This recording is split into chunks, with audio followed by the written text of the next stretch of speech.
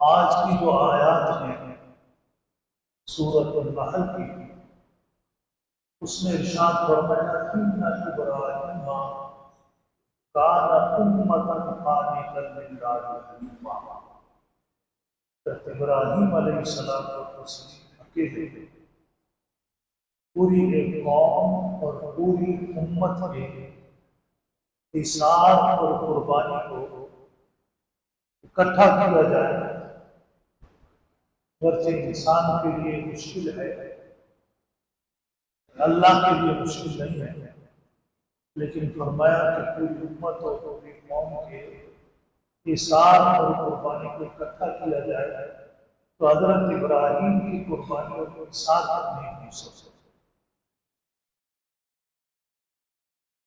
ان میں اکیلے میں اللہ نے وہ فضائل اور وہ صفات رکھے جو متفرق طور پر قوم اور امت کے افراد کے اندر پائے جاتے ہیں۔ کسی میں کوئی ایک خوبی پائی جاتی ہے، کسی میں کوئی دوسری خوبی پائی جاتی ہے۔ حضرت ابراہیم علیہ السلام کے اللہ نے تمام فضائل اور وہ تمام صفات جو متفرق طور پر پوری امتوں میں اور قوموں میں پائے جاتے ہیں، اللہ نے ابراہیم علیہ السلام کو جو فضائل اور کمالات حاصل ہوئے، سورہ نحل کے اندر اس کی وجہ بتائی گئی۔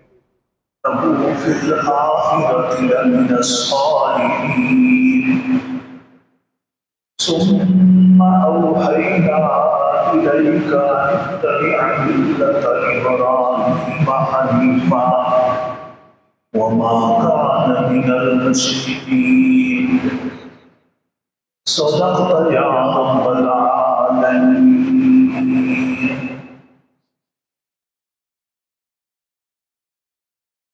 واجب الاحترام گرامی قدر معزز حاضرین محفل، السلام علیکم ورحمۃ اللہ وبرکاتہ۔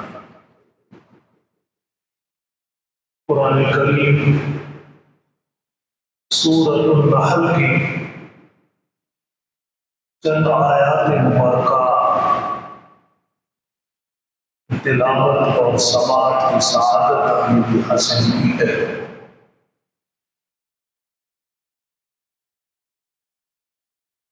ابھی ہم نے عید الاضحیٰ کے موقع پر قربانی کا جو عمل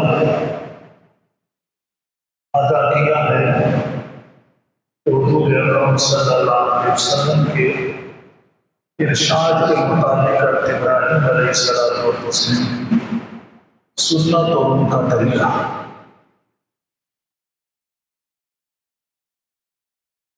اور ابراہیم علیہ السلام کا اللہ نے قرآن کریم میں متعدد مقامات پر ذکر فرمایا ہے۔ آج کی جو آیات ہیں سورۃ النحل کی، اس میں ارشاد فرمایا ان ابراہیم کان امۃ قانتا للہ حنیفا۔ ابراہیم علیہ السلام کا تصدیق اکیلے پوری ایک قوم اور پوری امت کے ایثار اور قربانی کو اکٹھا کیا جائے، گرچہ انسان کے لیے مشکل ہے، اللہ کے لیے مشکل نہیں ہے، لیکن فرمایا کہ پوری امت اور پوری قوم کے ایثار اور قربانی کو اکٹھا کیا جائے تو حضرت ابراہیم کی قربانیوں کے ایثار تک نہیں پہنچ سکتے۔ ان میں اکیلے میں اللہ نے وہ فضائل اور وہ صفات رکھے جو متفرق طور پر قوم اور امت کے افراد کے اندر پائے جاتے ہیں۔ کسی میں کوئی ایک خوبی پائی جاتی ہے، کسی میں کوئی دوسری خوبی پائی جاتی ہے۔ حضرت ابراہیم علیہ السلام کے اللہ نے تمام فضائل اور وہ تمام صفات جو متفرق طور پر پوری امتوں میں اور قوموں میں پائی جاتی ہے، اللہ نے کی۔ ابراہیم علیہ السلام و تسلیم کو جو فضائل اور کمالات حاصل ہوئے، سورہ نحل کے اندر اس کی وجہ بتائی گئی کہ شاکر لانعمہ، حضرت ابراہیم علیہ السلام کے اندر جو بنیادی خوبی تھی، جس سے ذریعے تمام کمالات کے ذریعے وہ اللہ کی نعمتوں کے بے حد شکر گزار تھے۔ شاکر لانعمہ، اللہ کی نعمتوں کے بے حد شکر گزار تھے، کسی نعمت کو کبھی حقیر نہیں سمجھا۔ ہمیں تو ہماری عادت یہ بن گئی ہے، اور یہ سب کچھ خواہشات نفس اور شیطانی تلبیس کا اثر ہے کہ اگر ہمیں کوئی اپنی مرضی اور پسند کی نعمت نہ ملے، اس کے متبادل مل جائے تو ہم اس متبادل نعمت کو انتہائی حقیر سمجھتے ہیں۔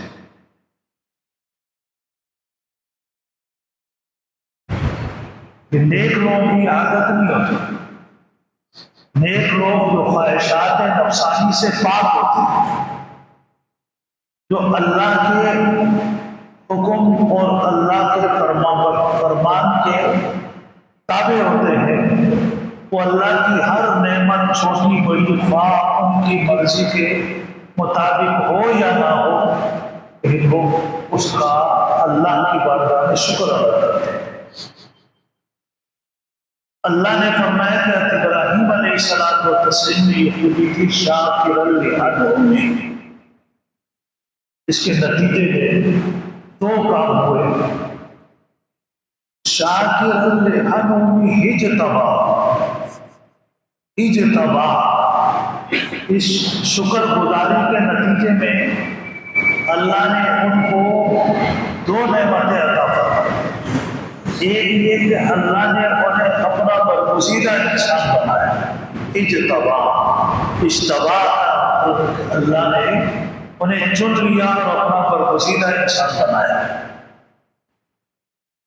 وَهَدَاهُ إِلَىٰ صِرَاطٍ مُسْتَقِيمٍ، اور دنیا میں اللہ نے ان کی فطرت بنا دی کہ وہ ہمیشہ سیدھے راستے پر راہزن رہے اور سیدھے راستے پر گامزن رہے، سیدھے راستے پر چلتے رہے، کبھی بھی اللہ کے حکم سے بال برابر کی ضرورت نہیں۔ قرآن پاک میں سورہ بقرہ کی جب آپ تلاوت کرتے ہیں تو فرمایا وَمَن يَرْغَبُ عَن مِّلَّةِ إِبْرَاهِيمَ حَنِيفًا وَمَن يَرْغَبُ عَن مِّلَّةِ إِبْرَاهِيمَ إِلَّا مَن سَفِيَ نَفْسَهُ، کہ ابراہیم علیہ السلام و تسلیم کے طریقے کو وہی بندہ چھوڑے گا جو پرلے درجے کا بیوقوف اور احمق ہوگا۔ اچھی چیز کو چھوڑنے والا بیوقوف ہی ہوتا ہے۔ اب کہیں جائے، ایک فروٹ والا ہے جو اچھے فروٹ بیچ رہا ہے، دوسرا گلے سڑے بیچ رہا ہے، گلے سڑے خریدنے والے کو لوگ عقل مند نہیں سمجھیں۔ تو شیطان کے پاس جو کچھ ہے وہ گلا سڑا ہوا مال ہے۔ انبیاء علیہ السلام اور تسلیم کی جو تعلیمات ہے وہ عمدہ اور اعلیٰ تعلیمات۔ اللہ نے فرمایا وَمَن يَرْغَبُ عَن مِّلَّةِ إِبْرَاهِيمَ إِلَّا مَن سَفِيَ نَفْسَهُ، ابراہیم علیہ السلام کا طریقہ وہی چھوڑے گا تو پرلے درجے کا بیوقوف اور احمق ہوگا۔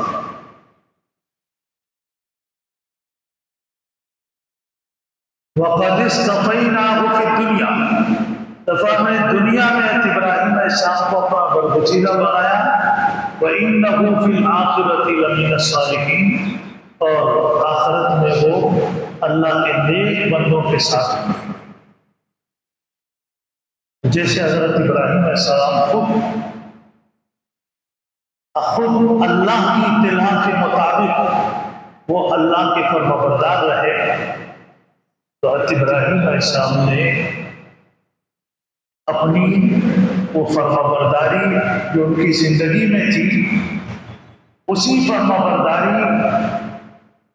کا ایک اثر اللہ نے بتایا کہ جو بندہ اللہ کا فرمانبردار ہوتا ہے اور اللہ کے احکامات اور اللہ تعلیمات کے اندر وہ مخلص ہوتا ہے تو اس اخلاص کا تقاضا یہ ہے کہ وہ ان تعلیمات کو آگے اپنی نسل کی طرف بھی منتقل کرے. فرمایا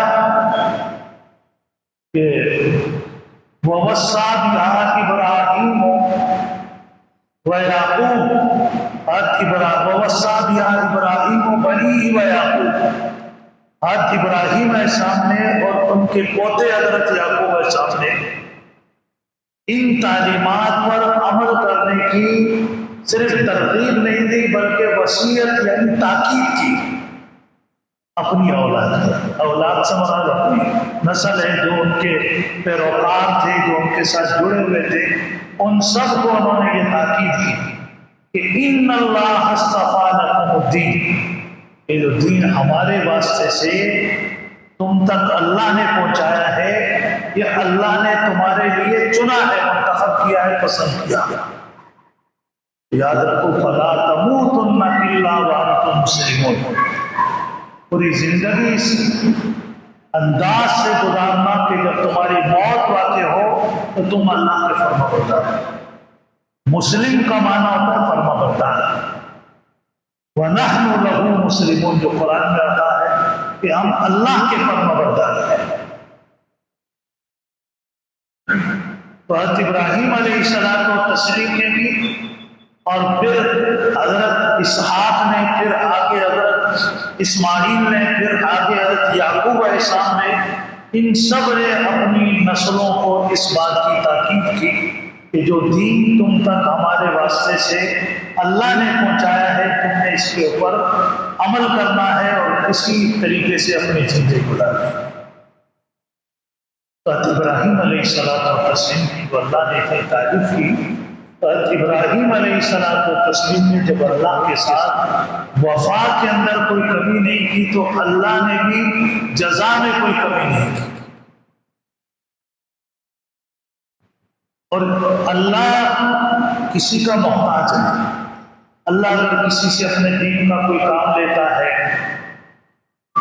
دین کی خدمت لیتا ہے تو یہ اللہ اس بندے کو عزت دینا چاہتا ہے.